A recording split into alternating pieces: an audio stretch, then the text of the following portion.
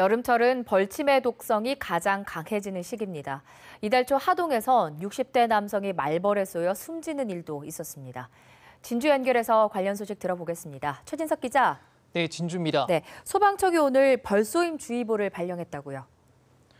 네, 소방청은 최근 전국적으로 벌집 제거 출동 건수가 일주일 평균 8천여 건이나 되고 벌쏘임 사고도 300여 건이 발생해 벌쏘임 주의보를 발령했는데요. 벌쏘임 사고는 이번 달과 다음 달에 집중적으로 발생해 주의하셔야겠습니다. 윤현석 기자가 보도합니다. 산골 마을에 있는 집 앞마당 포도나무 아래 땅이 깊게 패여 있습니다. 땅벌에 집이 있던 자리입니다.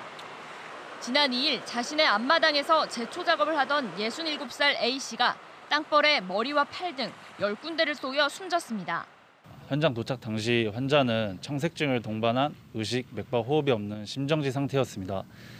지난 2017년부터 3년 동안 벌쏘임 사고로 119 구급대가 옮긴 환자는 모두 1만 6천여 명.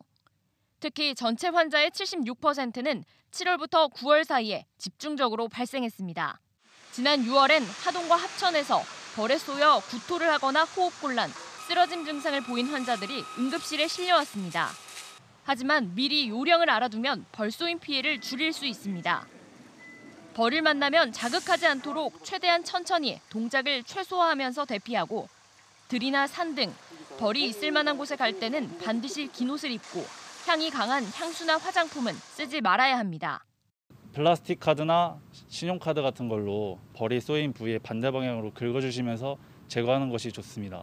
호흡곤란이나 구토, 오심, 어지러움증 등 가슴 답답함 등의 증상이 동반되면 즉시 119에 신고해 주시는 것이.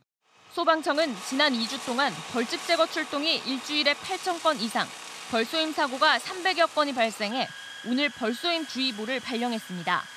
소방청은 다음 달 벌쏘임 주의보가 경보 단계로 상향될 수 있다며 주의를 당부했습니다. KBS 뉴스 윤현서입니다. 네, 이어서 서부권 다른 소식도 전해주시죠. 네, 하동구는 집중호우 피해 지역에 대한 응급 복구 작업이 현재 80% 정도 진행됐다고 밝혔습니다. 복구 작업에는 공무원과 봉사단체 등 3,600여 명이 투입됐으며 이번 주 안으로 응급 복구는 완료될 것으로 예상됩니다. 지난 7일과 8일 화계면에 531mm의 집중호우가 쏟아져 건물 330여 동이 침수됐고 150여 명의 이재민이 발생하는 등 큰 피해를 입었습니다.